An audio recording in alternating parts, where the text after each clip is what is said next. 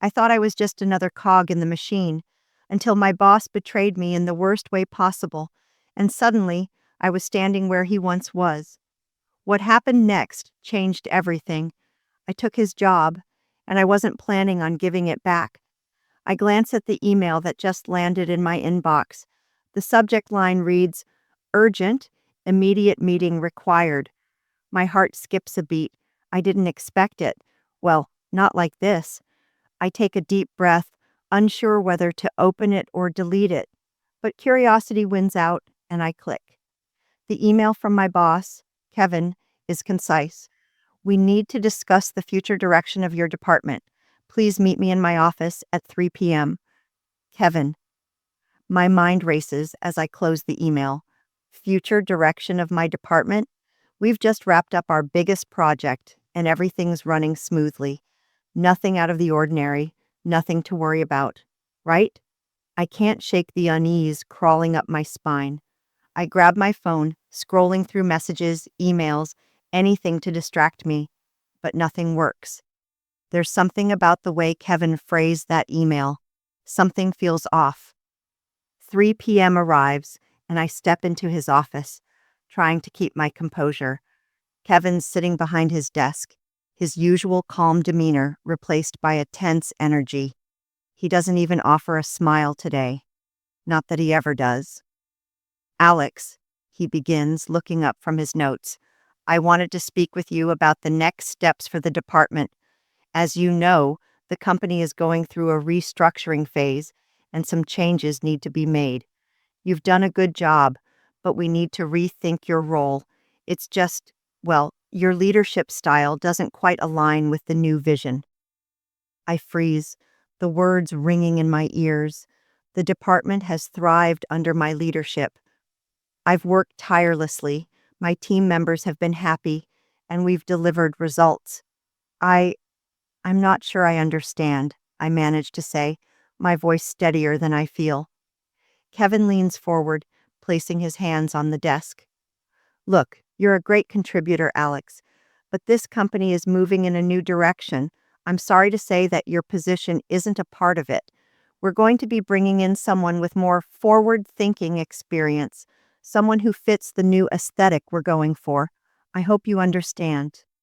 His words hit like a punch to the gut. My throat goes dry. Aesthetic? Since when did the success of our department hinge on that? My mind races. Betrayal. That's what it is. He's using the aesthetic excuse to get rid of me, and I know it.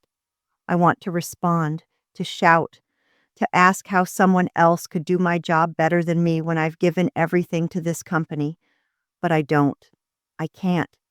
The weight of his words presses down on me, and I feel smaller than I ever have in my life. I nod, my hands gripping the edge of the chair. "I understand." Kevin gives me a thin smile. "It's rehearsed. It's fake. I'll let HR know to assist you with the transition. You're a good person, Alex, and I don't want this to affect you. I truly think this is for the best." I stand up, feeling a rush of dizziness as I leave his office. The door clicks shut behind me, and I stand there in the empty hallway, my chest tight. How could he do this to me? How could someone I respected and trusted so much throw me away like this? I take a deep breath, and then something inside me shifts. If I've learned anything in the years I've spent working here, it's that there's always a way forward. I won't be someone's aesthetic casualty. I won't disappear quietly into the background. The fire inside me burns hotter now, stronger than ever before. I wasn't just going to leave. Not like this. I was going to take his job, and I wasn't going to stop until I had it. I spend the next few days in a haze. Every time I walk past Kevin's office, the image of him sitting there, so smug, plays over in my head. I replay the conversation again and again, and each time it makes me angrier. I had put in countless hours for this company, and I had built this department from the ground up. Now, because of some vague vision that didn't even make sense to me, I was being tossed aside. I couldn't just let this go. The more I think about it, the more I realize I don't need to be aesthetic in the way Kevin thinks. I don't need to play by his shallow rules. I'm more than capable, more than qualified, and more than ready. If he can take my position from me, I can certainly take his. I start to build a plan. I begin by looking at the restructuring and the roles that are going to change. What Kevin doesn't know is that I've been quietly gathering information for months, observing how decisions are made, identifying gaps in the way things work.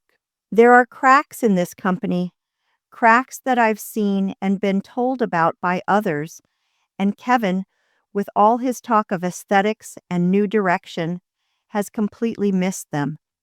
The more I review the plans, the more it's clear. There are problems that need solving, and I'm the one who can fix them. I start by reaching out to my closest colleagues, those who've worked with me for years, who know the value I bring to the table.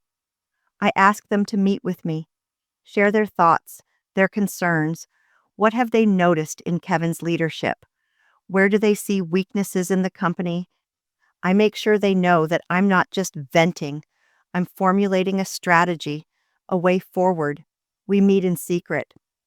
In the back corner of the coffee shop near the office, we talk quietly, discussing everything from the workflow issues to the lack of communication at the upper levels of management. I take notes, absorbing every detail. Each piece of the puzzle falls into place, and I start to feel the weight of the opportunity that is before me. Kevin's reign has been built on hollow promises, but what he doesn't realize is that the foundation is shaky. By the end of the week, I have a solid understanding of where I can step in and make the biggest impact. It's not just about doing his job, it's about doing it better. I know exactly how I'd handle the projects Kevin has dropped the ball on, and I know how I can take the department's success to the next level. Next, I begin to position myself. I start speaking up more in meetings, offering suggestions and ideas that are well thought out, and more importantly, practical. I push myself to be visible, to make sure people see that I'm not just the team member who's been pushed aside.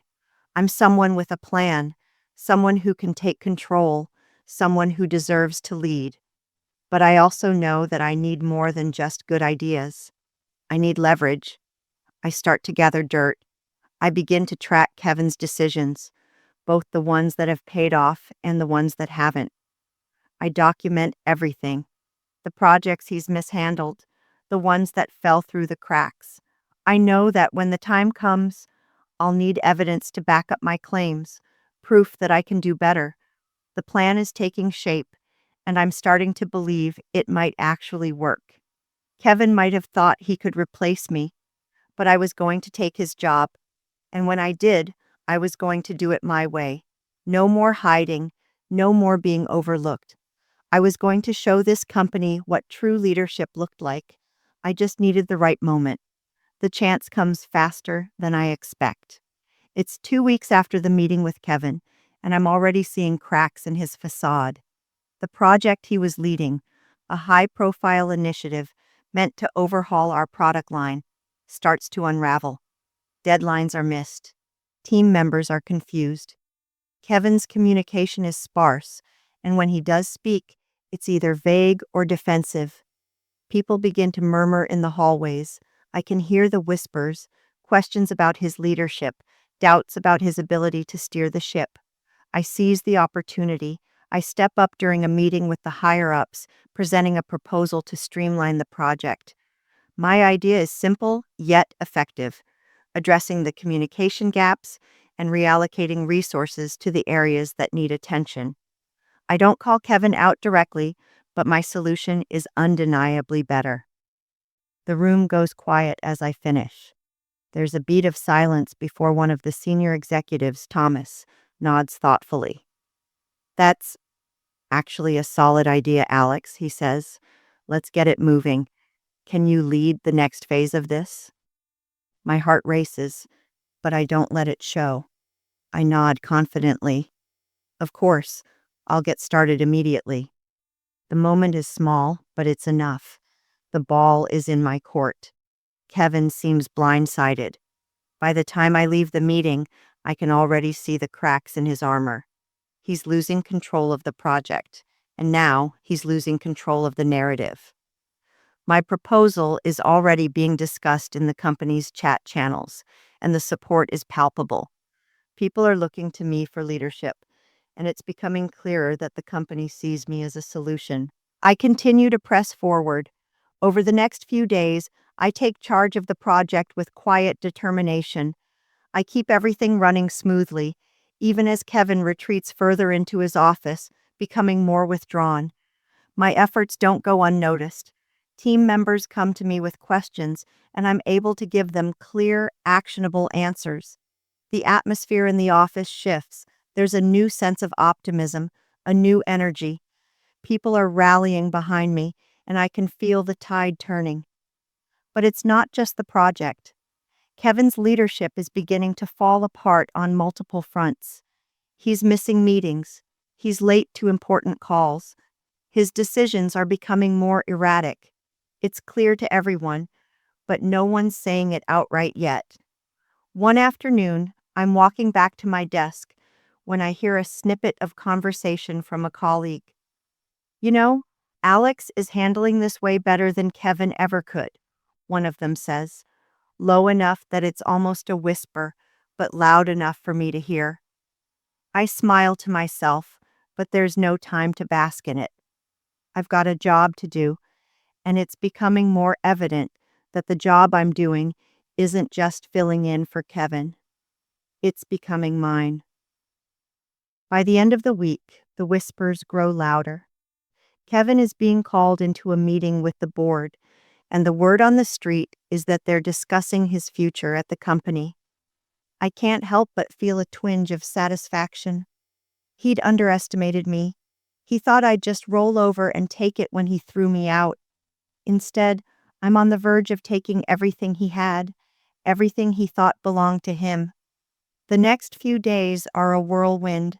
I attend meetings, take on more responsibility, and become the go-to person for questions about the project. And then, the final straw happens. Kevin calls me into his office for a private conversation. "Alex," he says, his voice quieter than usual, "I think you know where this is going. I'm being removed from the project.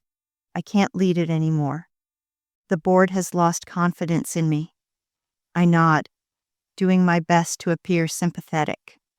"I'm sorry to hear that." He gives me a look that I can't quite place. Frustration, maybe regret. "It's not personal," he says, avoiding my gaze. "But you know how it is. They want results, and they've started to see things differently. I think they'll be looking to you to finish what I started." I nod again. It's happening. I'm about to take his job, just like I planned. "I'll do my best," I say, keeping my voice steady. And I mean it. I'm going to finish this project, and I'm going to do it my way. The weeks following Kevin's removal from the project feel like a blur. I'm in constant motion. Meetings, calls, planning, delegating. I'm doing more than just fixing the issues he left behind. I'm making bold changes, showing the higher-ups that I can do this job better than he ever could. People are noticing. Every day, it becomes clearer. I'm not just filling in. I'm owning this. I'm reshaping the direction of the project, taking it to new heights. It's working. The results are visible, and the feedback is overwhelmingly positive. Kevin's absence doesn't just feel like a gap, it feels like an opportunity that I've seized. But the pressure is building. The higher-ups have started discussing the project in meetings with increasing frequency, and I find myself getting more and more involved in decision-making at a level I never expected. What started as a way to prove I was capable of more has now become a daily battle for control. People are starting to treat me like I'm in charge. They're looking to me for direction, and that weight feels heavier each time I walk into a room. One morning, I get an unexpected call from Thomas, the senior executive who had supported my proposal. "Alex, can you come by my office?" he asks, his voice unusually serious. I need to talk to you about something. My stomach drops. I've been on a roll lately. Everything has been falling into place, but this sounds different. I take a deep breath and make my way to his office, trying to steady my nerves. When I step inside, Thomas gestures for me to sit.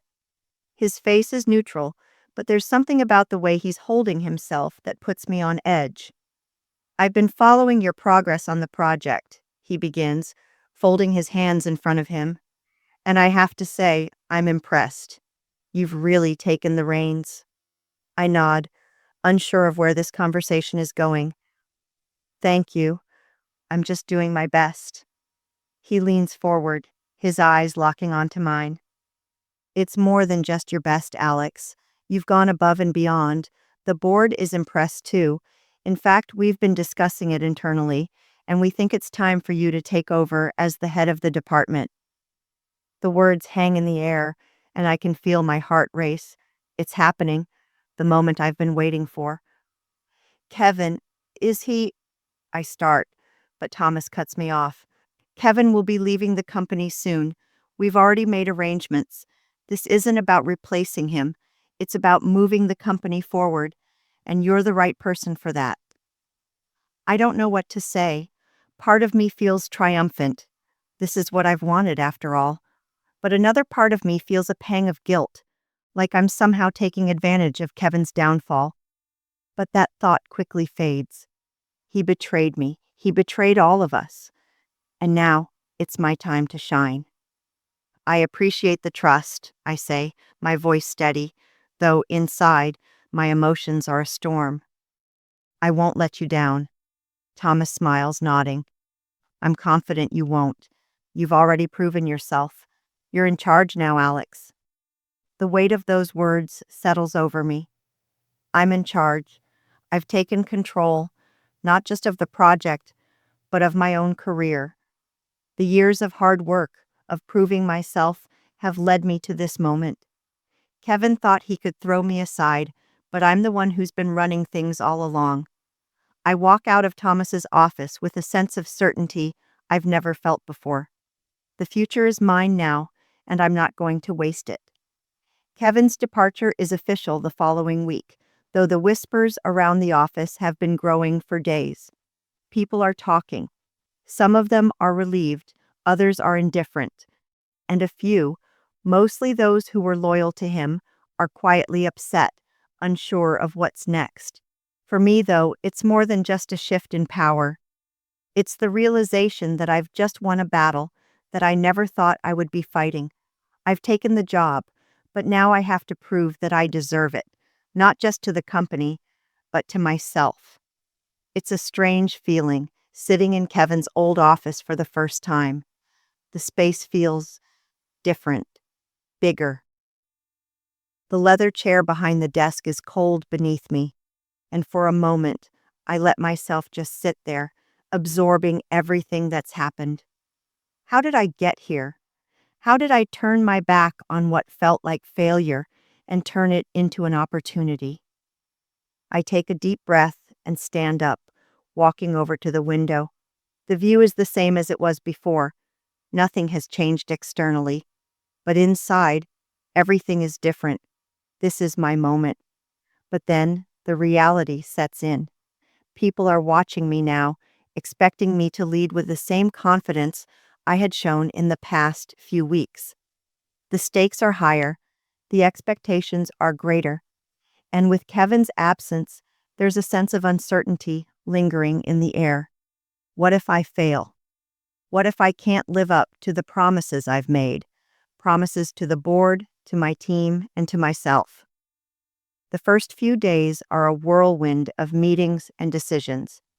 I sit in on strategy sessions with the senior leadership team, making decisions that affect the direction of the company. Every choice feels like it matters more now.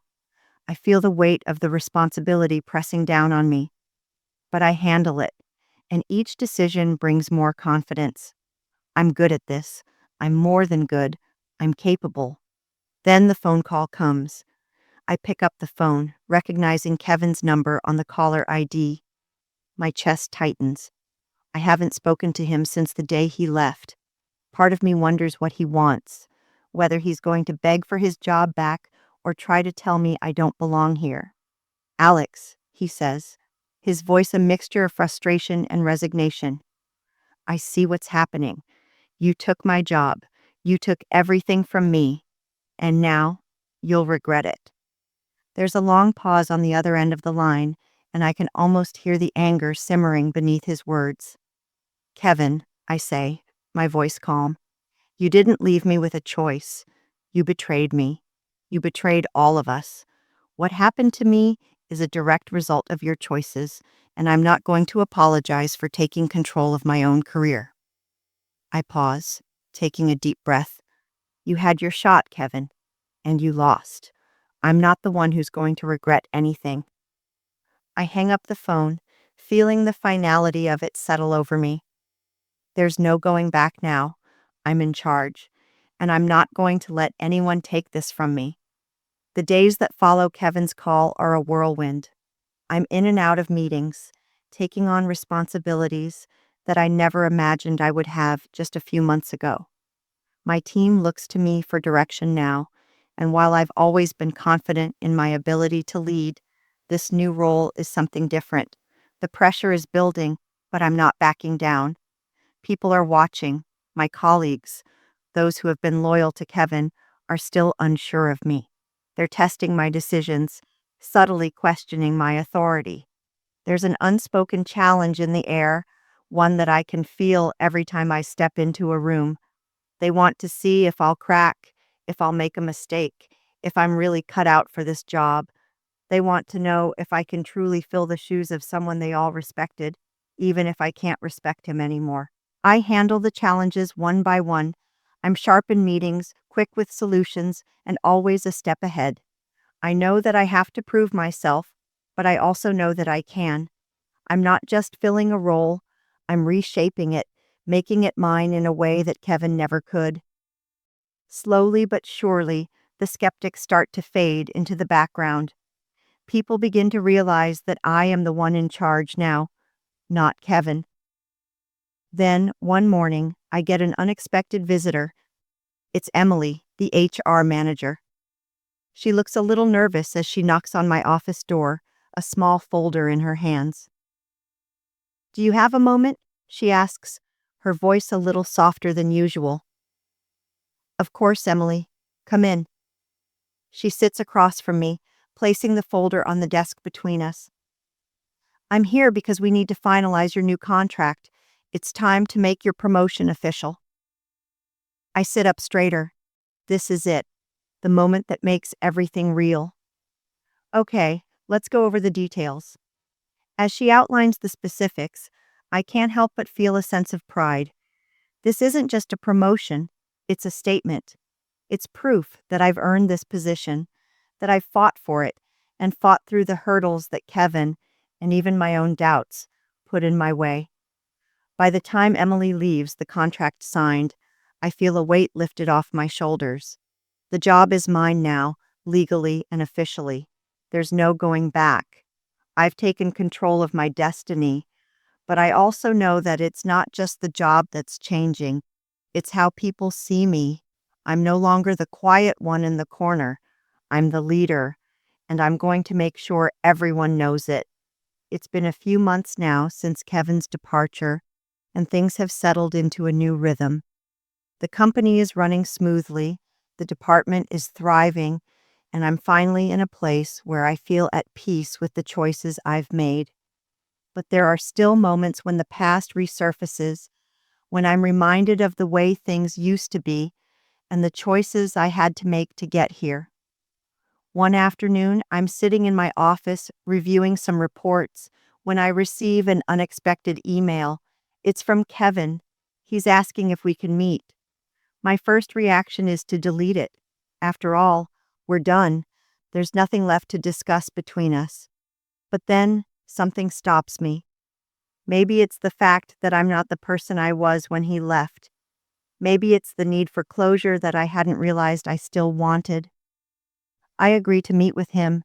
He's asked to come to the company, and I figure it's easier to do this on my turf, where I'm in control. When he walks into my office, I don't know what to expect. He looks the same, dressed in a suit, but there's a weight to him now, a difference in the way he carries himself. The arrogance is gone. He seems defeated. "Alex," he says, sitting down without waiting for an invitation, "I want to apologize." The words hit me harder than I expect. I'd prepared myself for anger, for blame, for more of his smug, self-assured attitude. But this is different. "I didn't handle things the way I should have," he continues. "I see that now. I shouldn't have pushed you out. I shouldn't have doubted you. You were right. I made a mistake." I stay silent for a moment, unsure of how to respond. Part of me wants to tell him how much he hurt me, how much he betrayed my trust. But then I realize that doesn't matter anymore. What matters is that I'm here and he's not. I'm in charge and I'm stronger for it. "I appreciate the apology, Kevin," I say, my voice calm. "But it's a little too late for that. I didn't get here because of you. I got here because I believed in myself. And you didn't take that away from me. You just made me fight harder." He looks down, nodding slowly. "I get that now," he says quietly. For a moment, there's silence between us, and I realize that this is the closure I needed. Kevin's apology doesn't change anything, but it does give me something. It gives me the final validation that I am where I am because I earned it. "Goodbye, Kevin," I say finally, standing up and extending my hand. He stands, shaking my hand, and I watch him leave my office, knowing that the past is truly behind me. I don't need his approval. I never did. With Kevin out of the picture and my position solidified, I'm able to focus on what really matters: the work. I've been rebuilding the department from the ground up, pushing us into new territories, taking on challenges that we never would have under Kevin's leadership. The changes I've made are already paying off. The team is more motivated, more engaged, and the results are undeniable. There are still moments when I look back and think about the betrayal, about how everything fell apart so quickly. But now, those thoughts don't sting as much. They're just reminders of how far I've come. I've learned how to trust myself, how to fight for what I deserve, and how to take control of my future. And then, one day, I'm sitting in a meeting with some of the senior executives when one of them leans in and says, "Alex, you've turned this department around. We're seeing results like never before. We think it's time to talk about your next steps." The words feel surreal. I've come so far from that first moment in Kevin's office when I was told my future was uncertain. Now, I'm the one people are looking to for the future of the company. But this time, I'm not just focusing on the job. I'm focusing on the people, on my team, on the culture we're building together. I've learned that leadership isn't just about making decisions. It's about lifting others up, empowering them to be the best they can be. And that's the legacy I want to leave. As I leave the meeting, I feel a sense of pride in the work I've done.